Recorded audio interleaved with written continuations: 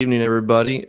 Back on a weekend review with the Barbell Spin. We have Tyler Watkins joining us, and hopefully John Young will make an appearance here in a little bit. He's finishing up coaching a class at his affiliate, so don't be surprised if he pops in here shortly. But yeah, back after a week off, had something come up, so we're back talking about some interesting topics to start.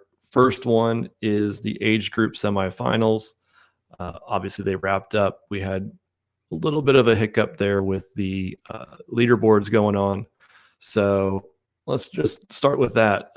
Tyler, as an athlete, if you're in this situation, you go through a day and you then realize that the leaderboard is all messed up. How does that affect you as you kind of think about going into the next days of workouts that is going to determine whether you're in the games or not? Me, as a pro athlete, I'll be able to very, answer very that question pro. directly.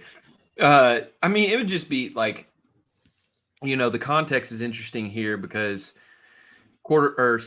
anything from your own gym is sort of blind anyway. So you kind of got to give it your all. But like it is going to help. Like, no, if I'm in 11th in semifinals and it's like I know top 10 are going, like it's going to be that little bit of mental edge I need to push, and I need to know if I'm actually in 10th or 11th. I'd be really aggravated because it's like, okay, how much do we know how much they paid to do semifinals? I don't know the cost of it, but Whatever say it's either way, 50 they're still bucks. paying money. They're still putting a lot of time and effort into it. Right. It's like, guys, if I'm paying for this service, at least deliver on it, and you guys aren't delivering on it. So that it's just a bummer on that side. Oh, I mean, luckily there's guys like Halpin that are putting that stuff out there and making it known, like, hey, this is actually what the things are, even if it's unofficial. That's good, but like bare minimum, like if you're going to offer a product, make it the best product, and that's what I would be upset about if I were Boz or somebody like that. Yeah, and you've run the scoring before. You've done it for Zalos games. You did it remotely too. Yeah. So how does this happen? I mean, obviously you're not working with CrossFit or have talked to anybody in the back end, but like, isn't there normally testing? I mean, when you did this with Zelos game, I assume that you're doing some testing on the back end, making sure everything is right. Yeah. So like for Zelos games, it was okay, wait. Well, Zelos is kind of complicated because I was running the it live off part of it. Right. So my scoring system works off Google Sheets. It's super easily editable. And then those, I would just give my information to like a media person, and then they would put the live leaderboard up like on social media or whatever. So ours was kind of like real rookie league kind of thing. Right. What CrossFit's dealing with. So this is a lot of backstory, which is kind of interesting behind the scenes sort of stuff. So we were trying to get Z-Score to work in Competition Corner. They have like a feature for it, but it doesn't work the way exactly I would like it to work. And it wasn't doable. Now, Comp Corner has a feature where you can differentiate the scoring table for each event. It's sort of complicated, but you can do it. And so depending on how CrossFit's scoring system is going to be proprietary, like the actual nuts and bolts of how the computing of it works and all that. That's going to be proprietary. I don't know how easily manipulated it is. Yep. I would imagine like Comp Corner, it wasn't going to be easy, and they're the best in the game. But even still, I don't think it would take longer than a day to fix it. Right. And then review it and then publish it back live. I don't understand why it's taking them a week. Yeah. My first thought is, and obviously these guys are contractors. They're not impacted by all of the layoffs that happened last week on Thursday, right before this happened. But I have to imagine that those that are within CrossFit on the games team, even if you're not being the one laid off, it's still affecting you. You're still going to all hands meetings. I got to imagine it's the chat and things like that on Teams or Slack or whatever they have is, kind of blowing up. You're not focused on it. I have to imagine that had to impact them to some degree, right? Yeah. Whether they just were distracted on it, but it is unexcusable to run an event that is sending the top athletes to the games and have this happen. It makes me wonder how big their scoring team is, because it's like, okay, how many events is the scoring team really dealing with at the moment simultaneously? So you have the Masters semifinals, which is how many divisions? And 5 or 6? 9, I think. 9? Yeah. But overall, those globally should be referencing the same system. Now, this is where it gets complicated, and I haven't looked at all the programming for all the divisions, but I think they have the same like 100, 100, and then 50, and then another 100 test, and then 150 test. Right. Globally, they should be able to manipulate it all, centrally. Right. So it doesn't make sense to me why that would happen. It's Monday night quarterback, or armchair quarterback kind of situation where I'm contemplating, what they're doing. But personally, like with the Zelos games, like my whole thing was, number one, it was a show of Z score, and so I didn't want it to screw up. But number two, like just being part of the team, like I don't want my part of the team to fail. And so it's not a good look, especially because the scoring team hasn't performed the greatest here lately. Yeah. As for the actual competition, really want to focus on the men's 35 to 39. I think that is, there's definitely plenty of athletes that are great in the other divisions. This one, whether you agree or not, is going to get the most attention, and obviously it's, for the most part, the top two athletes right here, Scott Panchik and Rich Froning. But you look at these top 10 athletes that are right now, and there has been some movement since Sunday. Easy Muhammad is now dropped down to 17th. I think his workout 4 was adjusted. If you look at the squats on his goblet squats on Rich Froning's video, it looked like he was maybe not standing up all the way. I'm speculating here, but that seems probably what it is. When you think about this top 10, assuming Rich Froning comes in, I mean, how excited are you to see, we have Scott, Rich, Sam, Frederick, all games athletes on the individual side. And you have returning champion Brian Wong. It's a stacked group. What are your thoughts on these 10 heading over to the games? Well, it's huge. I immediately go back to the Only Four documentary between Scott and Rich. It's like the last time I think they showed off between them.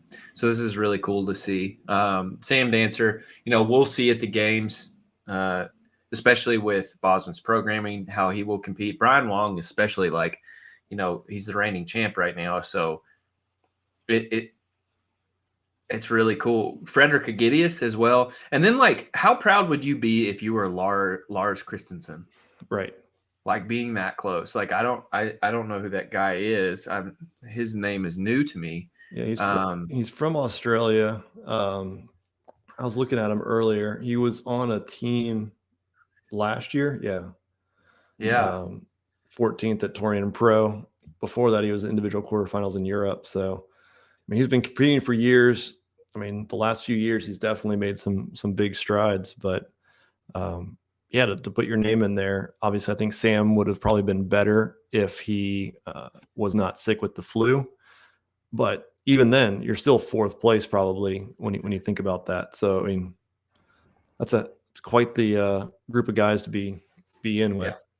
And even the guys who, like, missed out, like, because they're only taking top 10, right? Yes. Yep. So you're looking at Easy, missed out. Dan Bailey.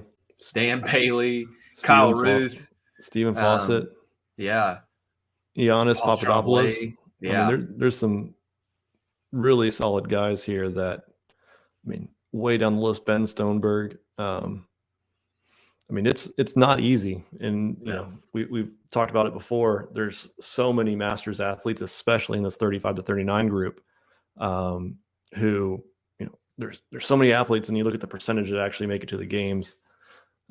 Definitely an argument that he could probably expand to the top 20 and still put on a show in that second heat. So it's only going to grow too as the years go on. Like, I was talking to somebody about this, and it was like, this is the first wave of the real athletes that we started, the modern era athletes that we were seeing in CrossFit. Right. The guys who were treating it sort of like a career or a job. Rich Froning, Scott Panchik, Sam Dancer, like these guys were all getting serious at the moment. We are all like, oh, you have to train more than once a day. Right. Or more than twice a day.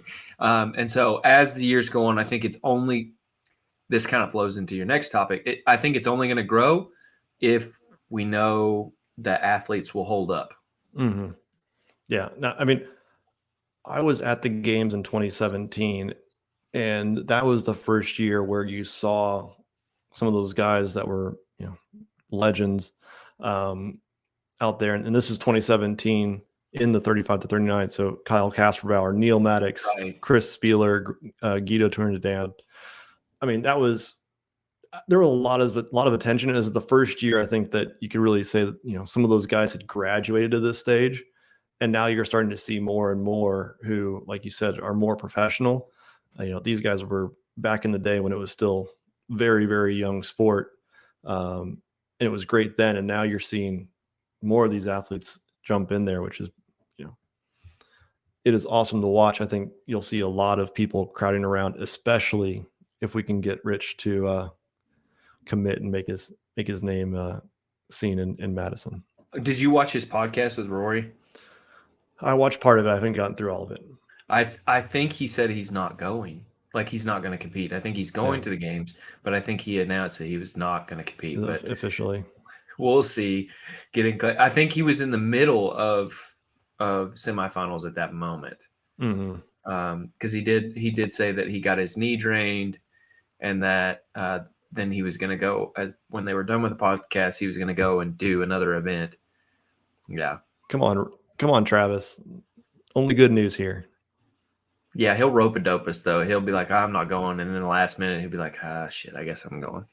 Hey, 2% chance of going is better than 0% chance of going. Right. So I'm going to hold out hope, because I think it just adds to the whole spectacle of it. I think definitely Sam and Scott are it'd be fun to watch those two guys throw down, but to see Scott and Rich in the history they've had, especially if you go way back to the Central East Regional, it was great. So, what's interesting? I want to go into like the growth side of what all this means, but imagine if Rich did go.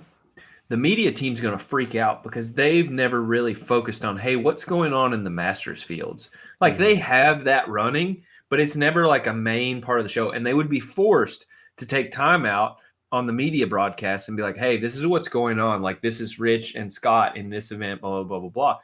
And it's like, it would strain them, because I don't think that they've had the capacity to do that. I think they could probably pull it off relatively easily, but it makes you wonder. And so, like, as far as the growth aspect goes, that, like we just said, it's only going to get more interesting and more competitive. Yes, Rich Froning, the ultimate star, is in that division, but like, as more athletes who are aging up go into that division, they're going to have to start telling these stories.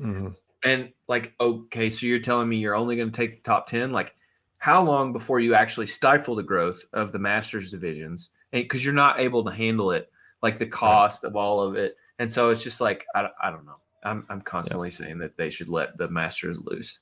Well, that, and this year, Masters are on Tuesday, Wednesday, Thursday, I think it is. So I mean, they get their whole show to themselves. I mean, that's what everybody's going to be watching. The Masters teams and the adaptives are all going early, right? So they'll have the whole stage to themselves. It would be great to see those top 10, including Rich, there. So we'll cross our fingers to do that. Let's see up here. Saw a couple comments. Brad was asking about Easy getting a penalty. So if you go to Rich's workout 4 video on the Mayhem Athlete YouTube page and watch that, I noticed Easy's goblet squats looked like he wasn't standing up to full extension. Obviously, we don't know exactly what happened, but I made some comments, to a group that I thought that was watch for that, because I think we're going to see a scoring adjustment, and it looks like that's the case. Don't have any definitive answer, but that would be my first guess of what's going on with that. So,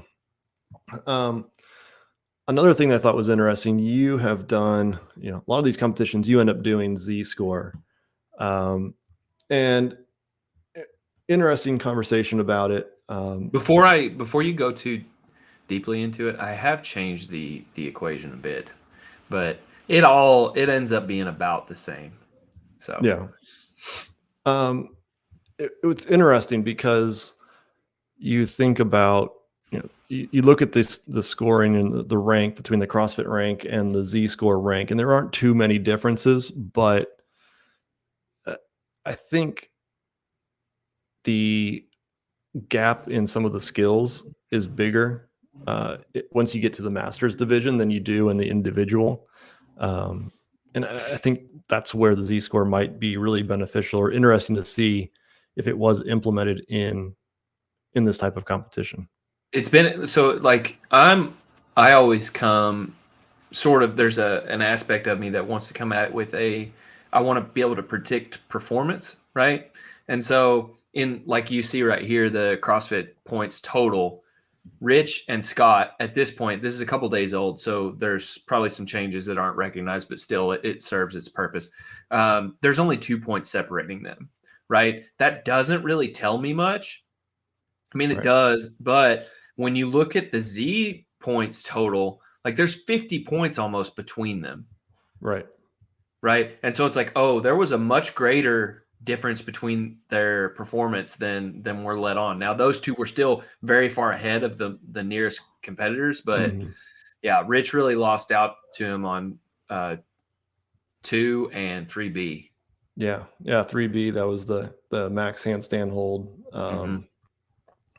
Yeah, 25 points there. Well, look at 2. Like he got 92 points in comparison to Scott's 100 points, but then like you look at it rescored and it's 77 points in relation to Scott's 100 points. I mean, like that's serious.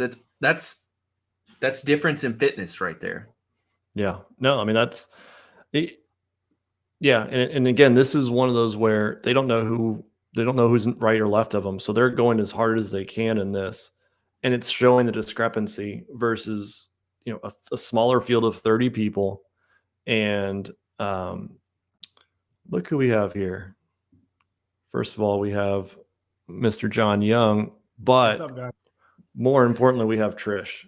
Trish has made another appearance, so we can definitely get started here. So we know that John isn't Trish, or maybe he could be. Ooh, He could they be both joined at the same time, so we don't know. So yeah, Paper Street Coffee. Gabe, he finally may understand Z-score. Yeah, I mean, I think it's interesting because you do have some bigger gaps, I think, especially at the top of the leaderboard, and it does, it does create a better scoring realm of what's really happening between the athletes, I think, than the basic 100-point scale. And what was Bill's argument when we were talking about this is that I said that masters athletes might not sell out the same because like Rich's knee is hurt, and so it's like I could go full tilt on this, but I won't because like I'm old and I don't want to hurt that bad, or I don't want to have to go to the hospital immediately after this workout.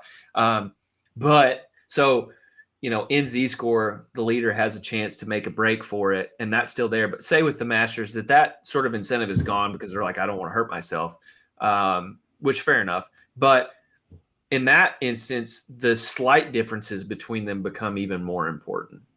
In which case, if you're at the games and like you play it safe like the whole time you're at the games, and then you get to the end and you're like, oh, we're really close. Now they have to put on a show. Right.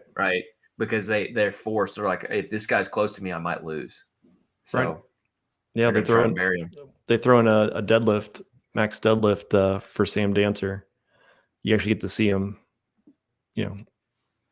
go for it versus just pulling 80% and still winning. So it's I like it. It'd be interesting to put these guys to the test one time and see how it may play out differently in the Masters. So, Right. John, how are you doing? Great. Welcome. I've been very busy today, but I'm good. That's I just PR'd my bench press, which is crazy because I don't train it at all. 265. 350. You hit 350. Yeah, it surprised me too. I was just trying to hit 315. Yeah. That's only 80 pounds higher than Alex. So Yeah, well, there you it's go. still more than put me, it in but, perspective. hey, whatever. I have to do 385 to equal what she did. Isn't that what the percentages come out to? Yeah, something like that. All right, next topic. Posted it this afternoon. Our Zack George dumped his team apparently 3 days ago to join the Gladiators as a gladiator. His name will be Steel on the BBC version of Gladiators revamped. It seemed like I'm guessing this is American Gladiators, just British Gladiators. The British Gladiators, which British is a Gladiators. discount Gladiators. But Yeah, I'm saying it's the same show as American Gladiators, right? Yeah. Yep. Same thing. I hope Peter's listening. Just making Peter, sure I have the right thing. He did a write up a couple months ago of Zack and his team, giving one more shot to get him to Madison. His teammates went all in. It looked like if you look at their roster, they have one male athlete, but he's from India. I don't think he did the open workouts with them or something like that. So essentially they don't have an alternate. And so the team is withdrawing from semifinals. John, what's your initial reaction on this? Because you look at the comments and some are defending him, saying, good job, go for it. Others are saying you just quit on your team. Has any of his teammates commented on it? Yeah, I'll pull that up here. Let's see. This is good. I want to know what they kind of say before I make my judgment. Clive's got a lot to say.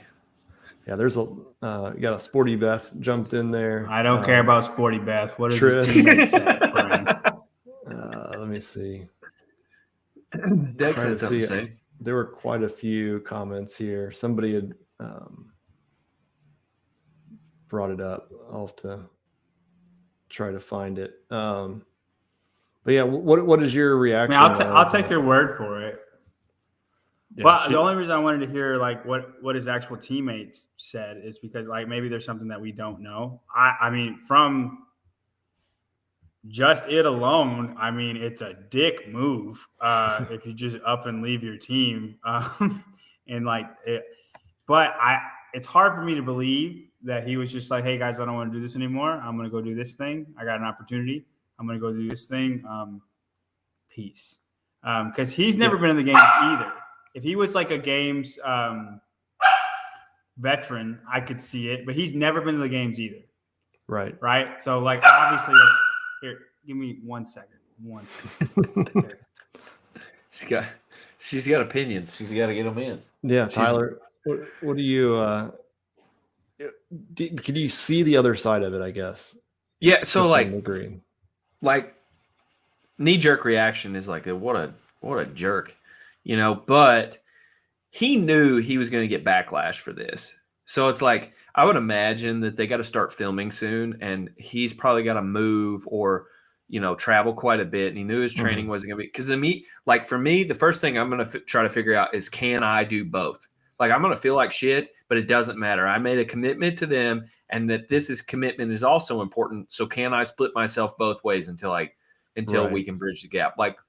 Also, what was the probability of them going to the games? I don't know. They finished 10th in quarterfinals. So pretty good. Yeah, It's so they would have been pretty close. So I'm John, imagining to it's answer your a question. decision he didn't want to make. Yeah. So Janie Garrett, one of his teammates, said, what we do in life echoes in eternity. Thanks for keeping this a secret until 3 days ago. Even bigger thanks for ruining our 2023 season. Guess I'll just sit back and watch Gladiators instead. So that is telling. That means Yeah. he just did it and didn't tell anybody, and then that's a complete dick move. I like Zach George. Now I don't like him. Like that completely, because that's his teammate. Something could be up where like they weren't going to make it anyway because somebody, had some disease they just discovered. And so he got jumped in this opportunity, right? We don't know that stuff. But if like his team is saying that stuff, then that's rough. That's rough. Like you're a bad person. I mean, like you got to let them know going into the season, like, hey, I tried out for this. This might happen. Then you can kind of let him off the hook. Right. A little bit. It's still like a jerk move, but at that point, I'm like, you did warn us. Yeah. When I found out about the news and saw that he was withdrawing, first I figured they had an alternate, but they don't. And then second of all, I figured the team was aware of it. And then I saw this post, and obviously his team was blindsided by it. And so, yeah, he's burned some bridges on it. I know, I've had people reach out to me and make comments, otherwise. So it's, you read through the comments on both Janie's post, on mine that's sharing the news, and you see plenty of people saying, go get the money. I would say it is a big deal to be on the Gladiators, but you've committed yourself to a team, and they probably could have gone to semifinals as an individual or picked up another guy to go on a team. So yeah, it's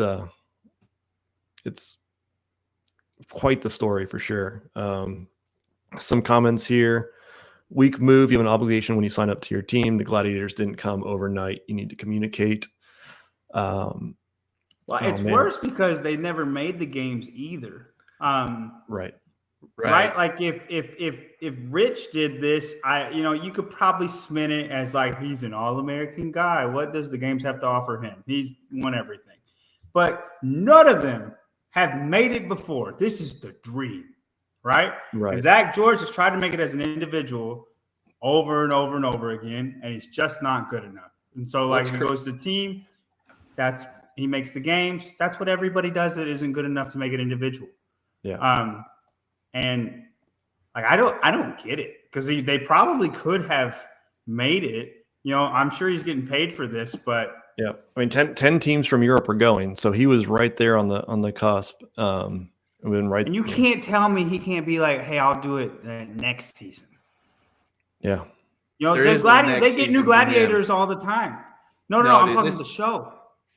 Oh no, this will change his life forever. So it sucks because if they had known ahead of time, they could have found an alternate to him, and even if they were garbage and they would have, trashed the team, at least they could have gone to semifinals and competed, period. But it makes me wonder if it's sort of a super team. I don't really know. I have to call my British buddies. At the least, though, he could have been like, hey, guys, I got this thing. It could turn into this thing where I have to leave. We need to plan an alternate just in case this happens. His following, the least, he should have done that. Right. But his following's going to increase. Everybody, like, he'll be a huge personal trainer now. Like, he'll just be able to sell. He'll be a millionaire immediately within, like, a few months. And so it's dumb for him to not go do this. It's just shitty the way he handled it.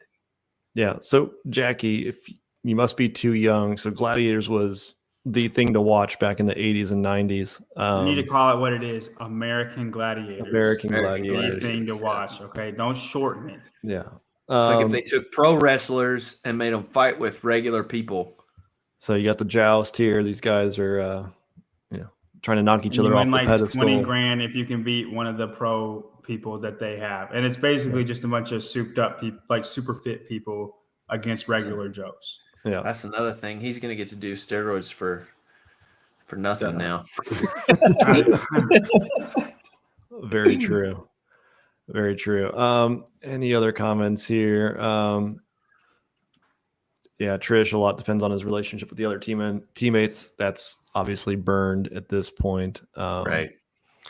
So, bye, John. Don't take me off. I gotta just make sure my dog's not getting loose. If he was the team anchor and his talents for carrying the team, he can do whatever he wants. Maybe, I don't know. That's kind of rough because I think they probably would have been, in the running to make it to the semifinals, probably on their own. So he may have been their chance to get to the games, but still some of the experience is just being able to go compete at semifinals. Yeah. Especially this year in Europe. Right. Like you're missing out on a thing now. Mm-hmm. Yeah. Why would he go to the games? It would cost him money. He can get a ton of popularity from this show. Popularity. He's going to get paid well. I think somebody mentioned that it was like 50,000 euros to the winner of, the people that are competing. Obviously he's not competing in this, but I got to imagine that he's making more than the top of that. Yeah. So, syndication deals, all the whole thing. He's going to get sponsors for days. His life is set now. Yeah. All right. Moving on to the next topic. So this one wasn't really in the news, but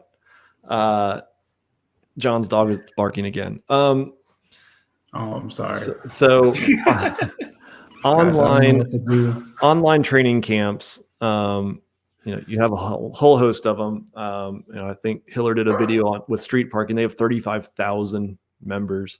To be fair, I do street parking. My wife does it.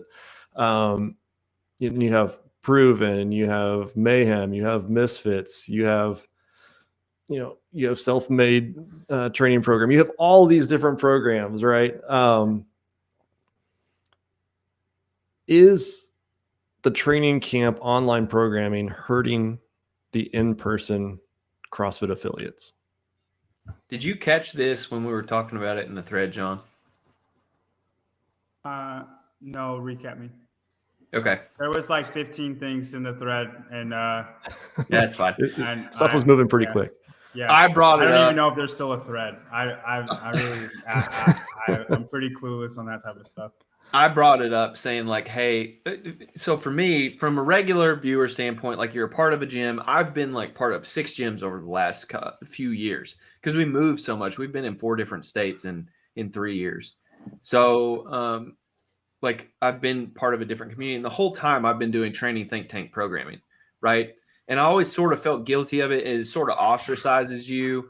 And I said, like, I asked the guys, Chase, Bill, anybody who was a gym owner or is a gym owner or programs for a gym. It's like, hey, how do you guys deal with programming for athletes who want more, like myself? Because I really do want to do class workouts, but like I also want some more stuff, right? So, what's your question? What was your question specifically, Brian?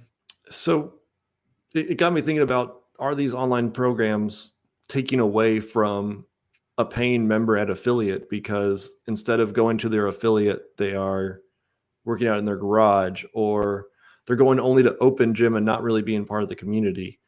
That's what was my fear, the community part. John, you go ahead and answer this. I have an answer I can do.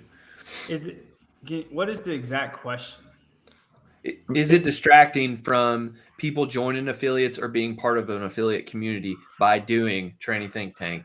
Other people within the other people's programs. All these camps kind of started right as a way to do competitive programming, and now they've shifted into, you have Sweat and you have HWPO 60, and Mayhem has Everyday Athlete, like Mayhem affiliate. Yeah.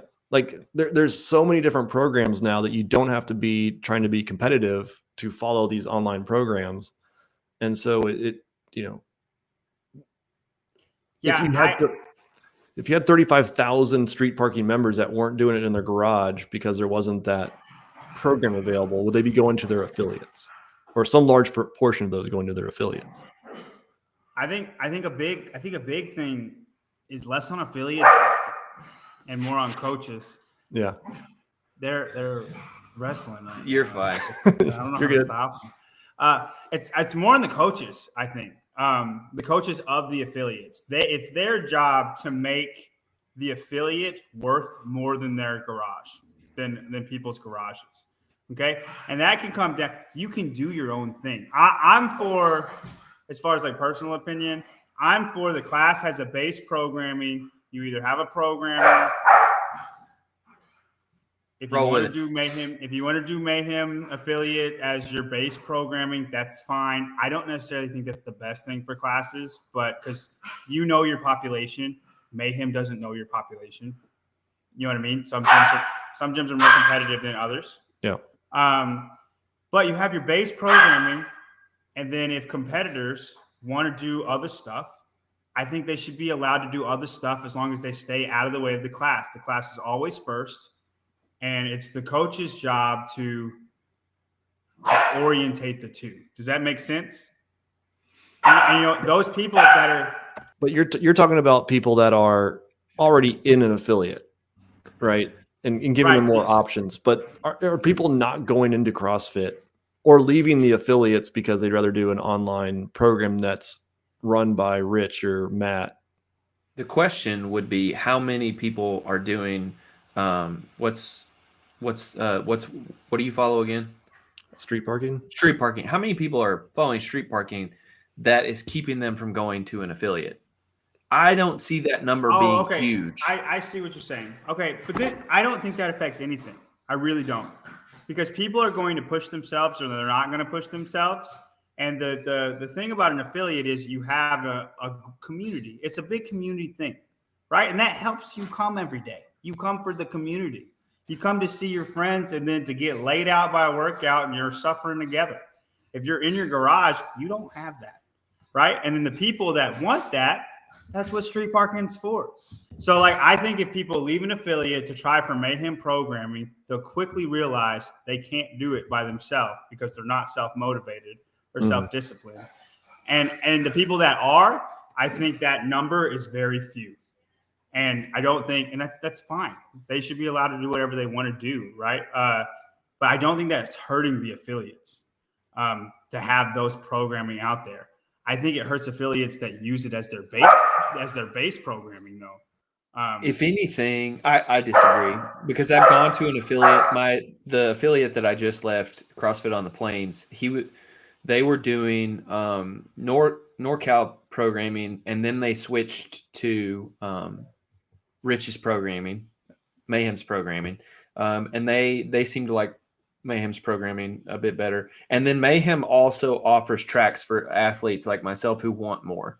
If anything, my stance on this, I think I've kind of reversed it now in that now we're asking these questions, right? Where we used to not is like, oh, if you wanted to be more, do more, you just follow Misfit. That's what the answer was 4 or 5 years ago. It was like, oh, just do Misfit or just do Comp Train. Now it's like, okay, there are a bunch of them. I think the affiliate owner should feel obligated. It's like every time you go to an affiliate, they're like, well, if you want to do open training, you need to kind of go over there, and they ostracize you. Like it's already an ostracized thing.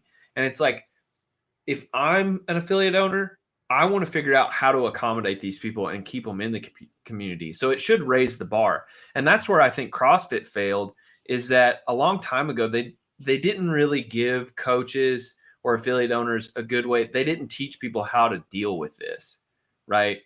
And it is on the coach and the affiliate owner to kind of search those out. It's like, I asked Chase and Bill, like, how do you guys handle it? And they had really good answers. It was like, oh, we always program for them. You start with the class programming, and then we'll write you extra stuff that we feel like you need. Because no one, like John said, no one knows you better than we do, But, one of the biggest things for affiliates is they hate doing programming.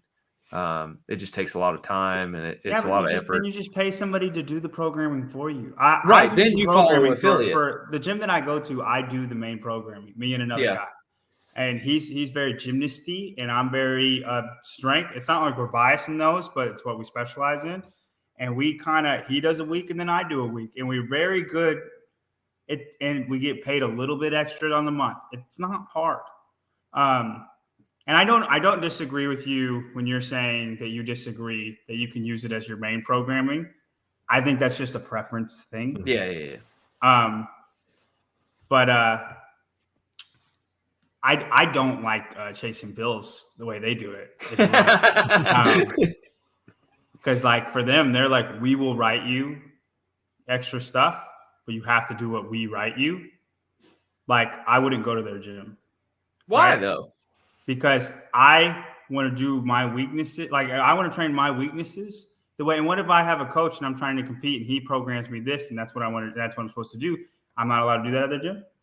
I'm gonna clip this and send it to Bill and Chase. They didn't program it. They didn't program it. You know what I mean? Or like I know that I'm weak at A and B, right? Mm-hmm. So like I want to do A and B. And I linear progress it myself. Not everybody's going to do that, right? And they can go to Chase and Bill and then be like, "Hey, can you linear progress this?" And they'll probably accommodate, right? But for me, I know what I'm weak at. I seek out like a 2K rowing program from Henshaw. I do that 2K rowing program. You know what I mean? I don't think that's hard to do. But am I not allowed to do that at their gym because they didn't do that? They didn't program that, right? See, I would rather my coach be there, like. I love doing training think tank, but like if I could be more part of the community, I would be, especially if it leaned into me still being an athlete. And so it's like you know me, I'm essentially paying you to be my full-time coach, just like I would somebody else. I would rather them be there. If it's not that I don't want to do their programming, or it's that I trust them wholeheartedly, and I think that the coach should have that onus on themselves. That's why we coach, right? And if they were my coach, then I would agree with that, right? Oh, okay. So you're just. I'm saying if I went to their gym, like Coach L is my coach, right? You know that. I'm trying to compete. He's been my coach for over a year and a half. We got a dream. We're working towards this thing, right? Am I not allowed to be at their gym because it's not their stuff? That's what I'm saying. Right. I see what you're saying. Yeah. And the way they made it sound in the text thread, like I wasn't, right? I think the onus should be on them to make sure that you never get to the point where you seek out Coach L. That you're like, no, I want you. But I'm already there. I'm new. Right. I just moved to Dallas. I want to be boys with Chase, right? What you see what I'm saying? And maybe I'm just allowed to. Maybe, and like I'm sure they have people that do this and they go during not class hours. That's probably what happens, and that's fine. I also think it's okay to disagree. But like everybody, you know what I mean? I think it's okay for everybody to have their own opinion. The problem is I'm right. I think if you're looking for a competitive track, obviously there are people that specialize in that competitive track, right? Going to Coach L, doing training think tank, doing the competitive tracks of all these different programs. You have a specific goal in mind, and probably the GPP that's programmed at your gym isn't going to be what you need, right? 100%. It's not conducive to that. But I'm 1% of the general population. Right. That is what we're worried about, right? We're worried about the soccer moms that come to class. We're not worried about me at all, right? I was just a stance in what they said in the thread, and then how I would take that personally, right? But obviously, if they're the coaches and they are of their gym and they have their people, right? I would 100% agree with you that they should do their stuff. I'm the same way with my people. All right. Mm-hmm. I've got like 10 people that I have one-on-one training with, and there's sometimes I don't make them do the class workout. I'm like, hey, we're doing this today. That's probably how probably Chase and Bill are similar. They just a way bigger pool. Yeah. You know what I mean? Yeah. Draw your dagger here. I'd argue that street parking might help the affiliates. Maybe someone that does street parking realizes they like fitness and they want more of that community that's in person. And he also owns an affiliate and is happy that it exists. I think it's just an interesting thing, like how you've seen like different like news stories about, say, like U-Hauls and how they're leaving, say, Detroit back in the day and all going to a certain place, or leaving California and going into Phoenix.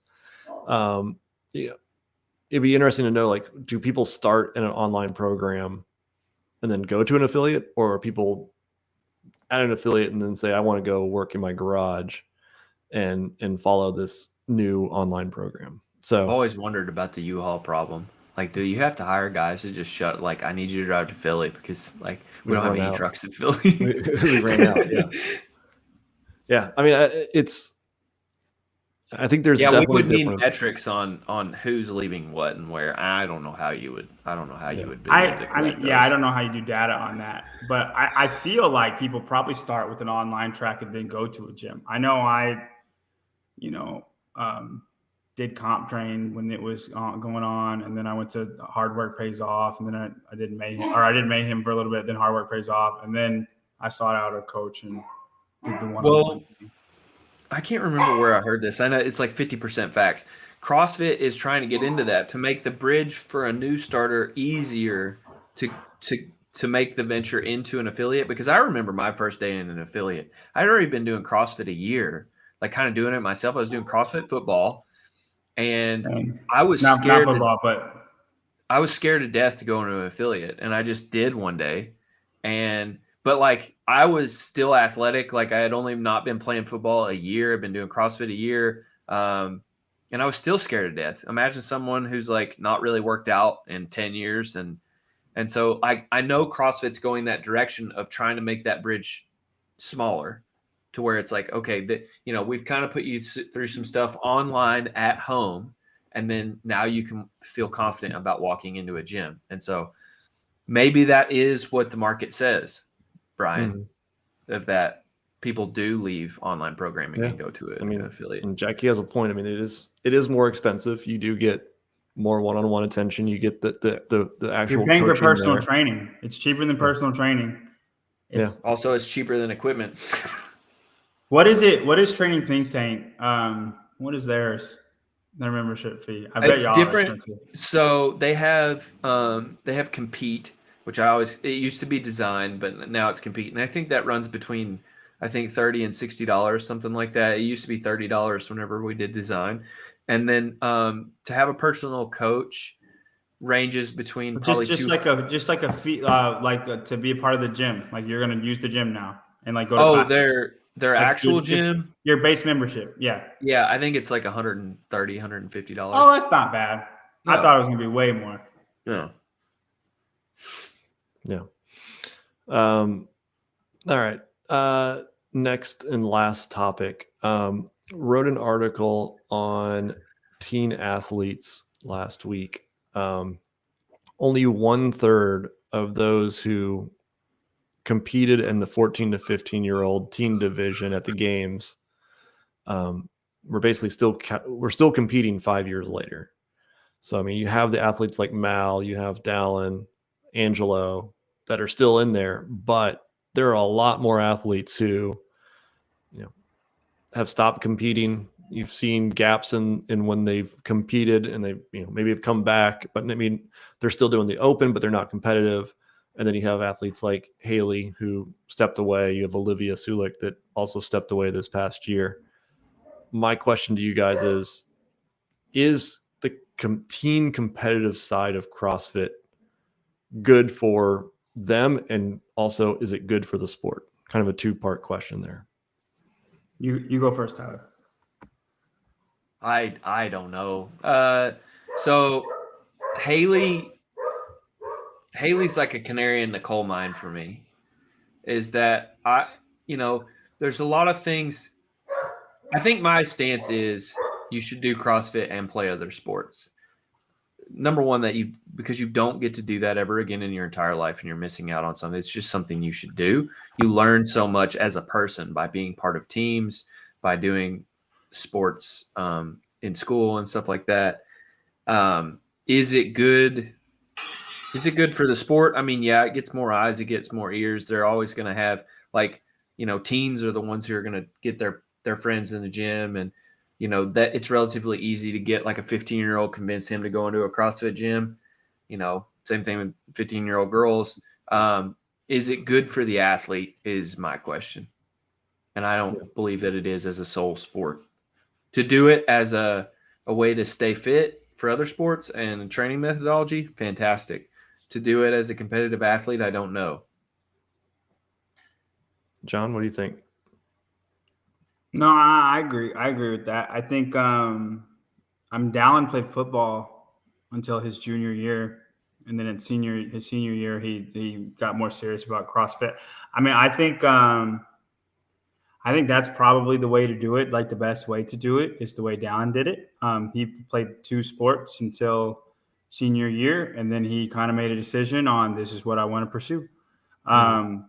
And like CrossFit, I think is one of the greatest supplements you can do for any sport. It makes you aerobic and stronger, and it makes you be able to use your body better, like just to move it in space, which is huge for high school athletes. So I think that's the best way to do it. I think if people try to go at it the way Mal does, they'll 99.9% of them will get burnt out, and then you'll get the 0.1% of Mal, which is what I think you said in the article. Yeah. And you will, and there will be a Mal O'Brien. There absolutely will, but who's to say she don't get burnt out in 2 years? She's kind of freaking a robot. Like Haley was great until all of a sudden there's this mental breakdown. Like I'm not unconfident that won't, the same thing's not going to happen to Mal. Like you need to be a kid, and whenever you're not, because you're training every day, all day, every day, stuff doesn't stay good mentally. It really doesn't. You shouldn't be mentally hazarded with, I have to get my training in or the day is ruined at 15. Right. And I know Emma Carey's great, and Mal is great, Tudor's great. They're all great, right? Blah, blah, blah. But I think that. Tracking macros when you're 12 or 13. I mean, that's an eating disorder waiting to happen.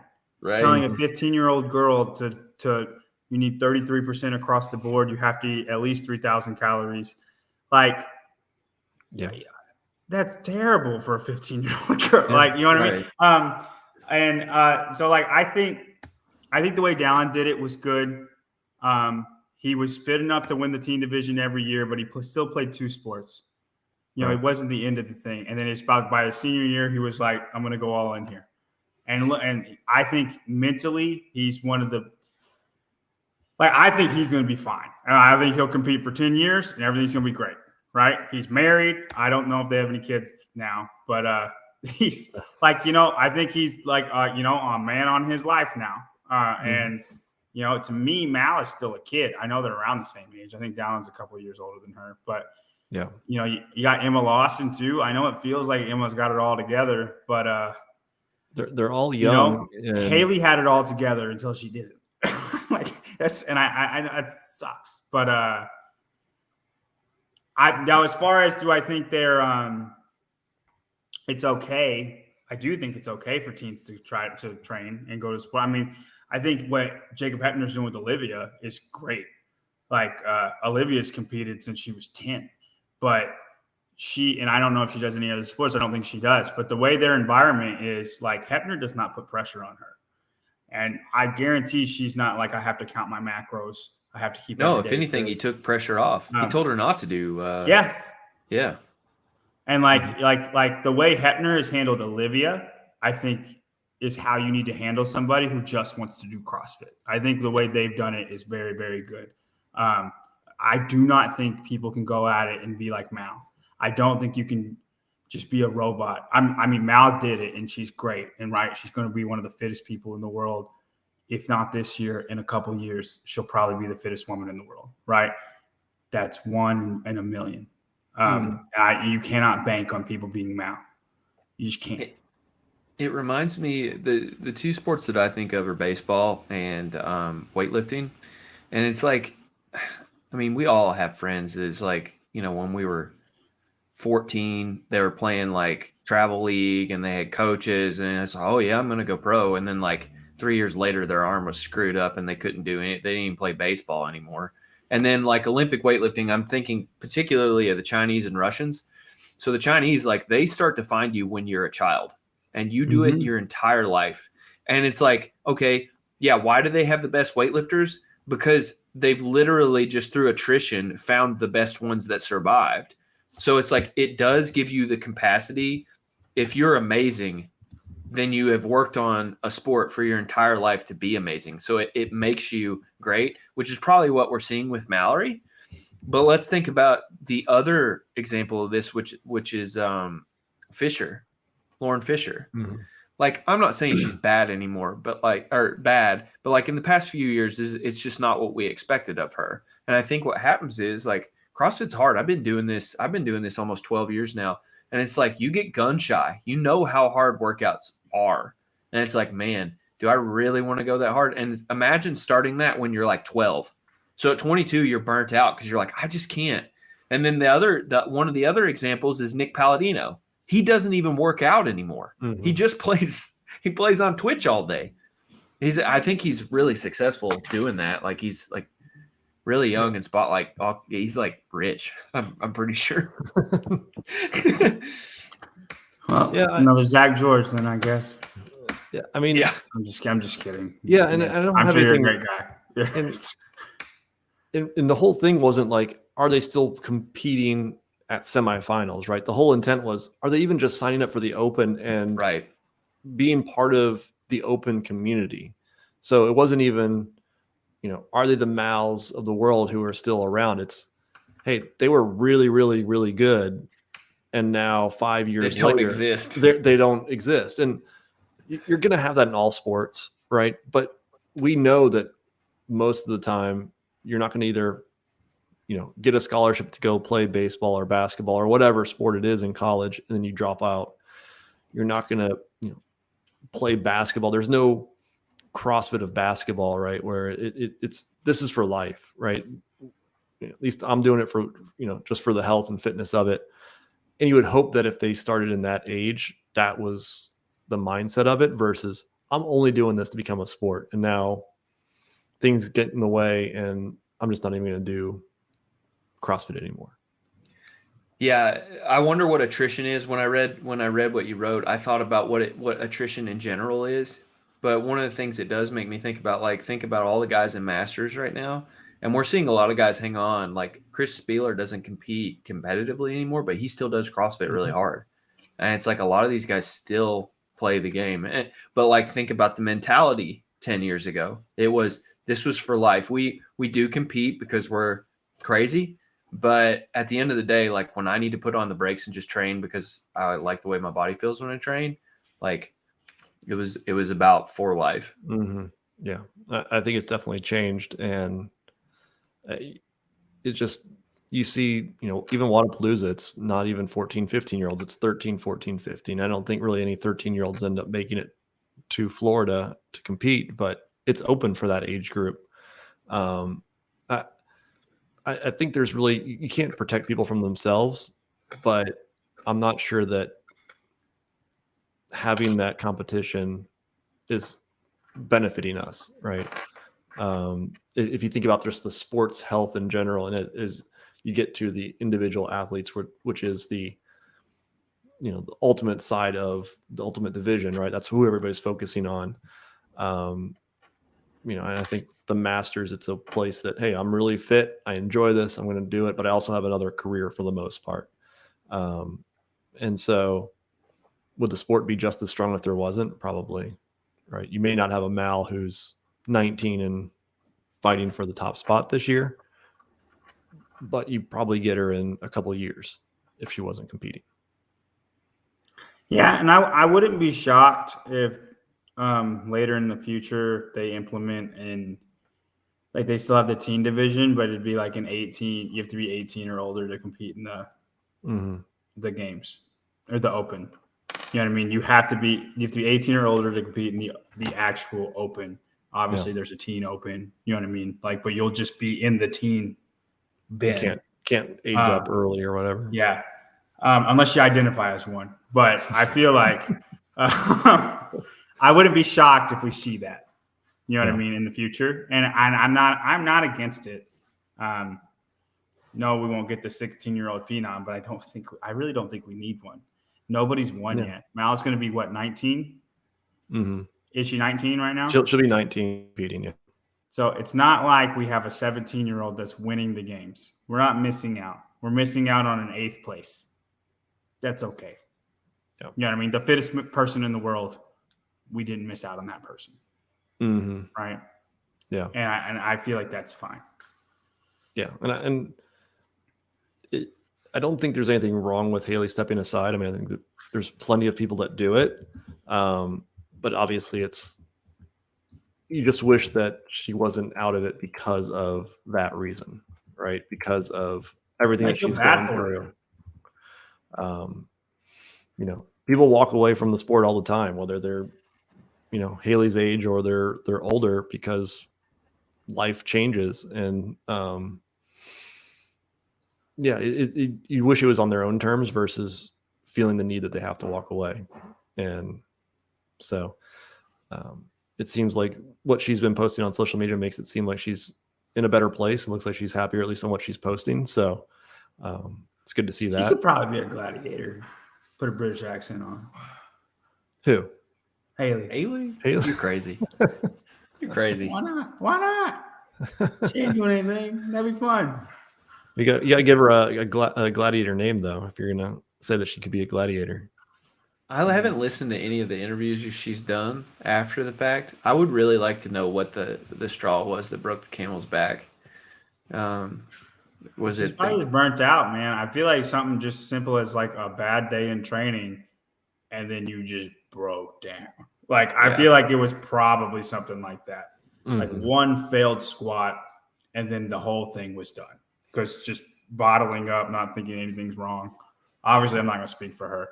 But I would not be shocked if it was just a bad day in training, and then she just broke down, and then it was like, I need to step back because this is crazy. This is doing I wonder if it was like, because leading up to that, she was trying to gain weight, she was trying to like get stronger, and if it's like her body had a really hard time doing that, if like the constant, I don't want to say failure, but like maybe the smaller gains in success. Yeah, the pressure of doing that and the smaller gains in success than what she had seen in other stuff was just killing her. And then she was just like, that's why I'm nervous for Mal. You know, everybody puts her up on a pedestal. Deservedly so, Mal, if you ever see this, which you probably won't, but don't think I'm talking trash about you. But everybody puts her on a pedestal. What happens if Horvath wins this year? And then Tia comes back. Tia kills everybody. And we're all going to act amazed, but we shouldn't because she's going to kill everybody. And then it's going to be Mal's time, right?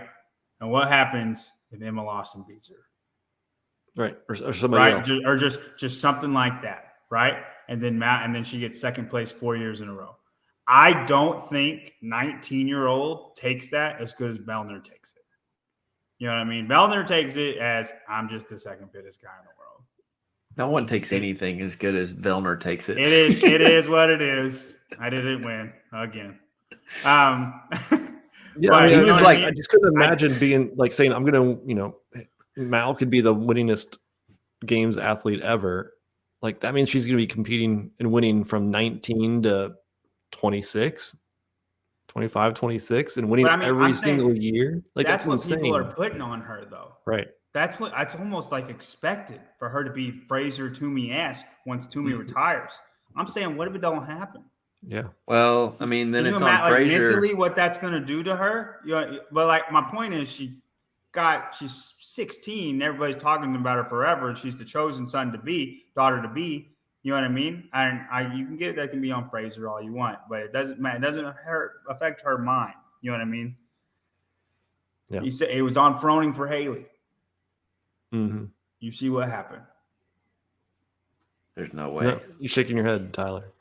He just the whole situation between Haley. I've always wondered about that because he's always admitted like he's just not the touchy-feely type. Like, I cannot see him consoling her like she fails on a bunch of stuff. And he's like, man, you should probably take a day off, or you should probably he's just going to be like real stoic, constructive about it, or looking at it like utilitarian wise, not, hey, maybe you need to talk, or or the fact that she wouldn't. It sounds like that's what Taja was doing for her last year. Right. Right. But it's like, you don't think Rich is in Tasia's ear? No.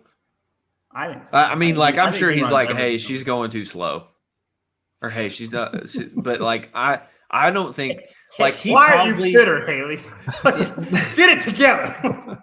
I could see him just being very like, I don't know. This is total speculation. No one we should shouldn't put speak this for and send anybody. it to Like, Rich. caveat. I'm going to speak for everybody.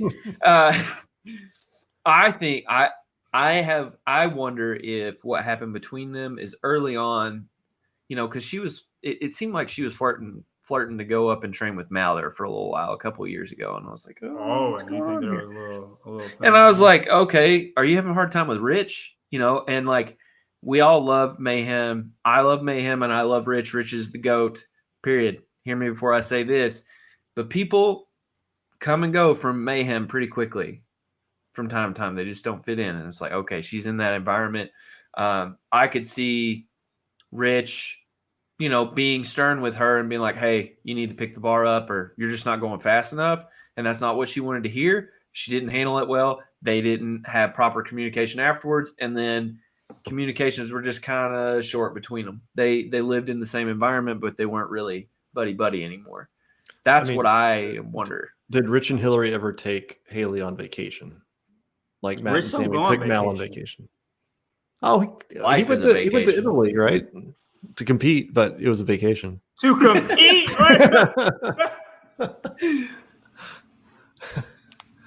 I'm sure it was a paid vacation to get out there. Yeah, Italy, but vacation. No, appreciate it, guys. Another great set of topics. Any last words from you, John? Before we head out? I appreciate the comments. Kingdom Kid is a girl that goes to my gym. Her name is Veronica. She's a monster. I just want to say thank you for being in the comments. There you go. That's it. Tyler, anything before we call it a night? Nope. Thanks for listening to me and John pontificate on shit we don't know anything about. Yeah. Till next time. It'll be super fun. And for all those that are watching, thanks for watching. Make sure you subscribe. Don't just check in, subscribe, get notified so you don't miss out next week. All right, guys. Till next time. We're going to go every Wednesday, right? Every Wednesday. That's the plan. Around this time? Yep. Okay. All right. Oh, look at Gabe. So sweet. Love you, Brian. All right, guys. See how it is, Gabe. See you guys.